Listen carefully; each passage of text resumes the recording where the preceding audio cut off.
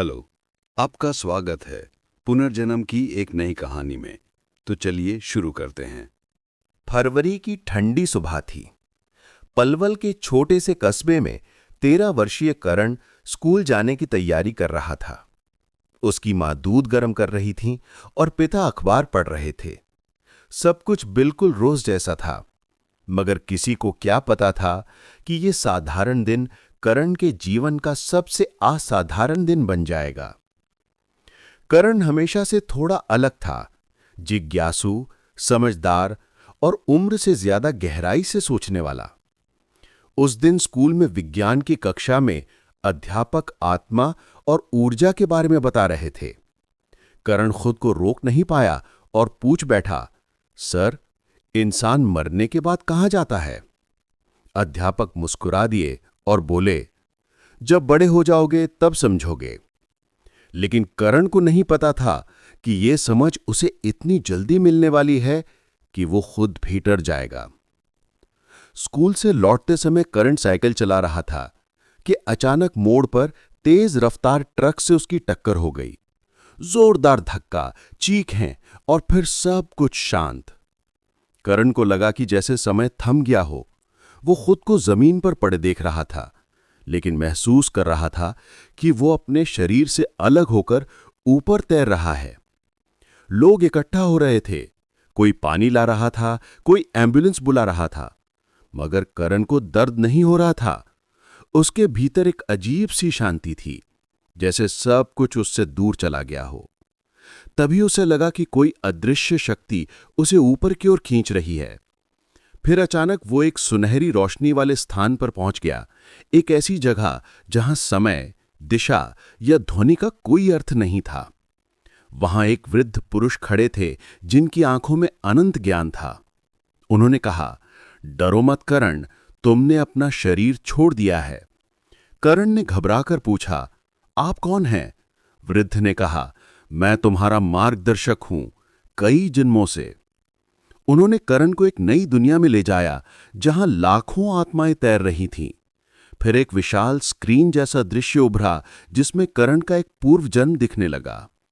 उसने खुद को बंगाल के गांव में देखा, एक नाव वाला लड़का जिसका नाम ऋतिक था। एक तूफानी रात में नाव पलट गई और उसकी मृत्यु हो गई। इसके बाद करण की और भी जन्म दिखे, कभी सैनिक, कभी किसान, कभी व्यापारी, कभी साधु। हर जन्म में उसने कुछ महत्वपूर्ण सीखा था। करण ने भावुक होकर पूछा, क्या मैं अब वापस नहीं जा सकता? मार्गदर्शक ने कहा, वापसी का निर्णय आसान नहीं है, लेकिन कभी कभी आत्माओं को अधूरे कार्य पूरे करने के लिए लौटना पड़ता है। करण को अपने माता पिता याद आए, उनका रोना, भय, उनकी असहाय आंखें। वो तुरंत बोला, मैं वापस जाना चाहता हूं, मेरा परिवार मुझे चाहता है, ये मेरा कारण है। मार्गदर्शक मुस्कुराए और बोले, अगर इच्छा सच्ची हो तो वापसी का मार्ग खुल जाता है। उन्होंने करण के सिर पर हाथ रखा और वो एक चमकीली सुरंग से तेजी से नीचे गिरता चला गया। अचानक उसने डॉक्टरों की आवाज सुनी, पल्स वापस आ गई। करण ने धीरे धीरे आंखें खोली। उसकी मां रो रही थी। डॉक्टर इसे चमत्कार बता रहे थे, लेकिन करण जानता था ये चमत्कार नहीं, उसका निर्णय था। दुर्घटना के बाद करण की जिंदगी पहले जैसी नहीं रही। उसमें एक अजीब सी गहराई आ गई थी। वो पहले से शांत, समझदार और गंभीर हो गया था। उसे अपने पिछले जन्मों की हल्की हल्की झलकें याद आने लगीं।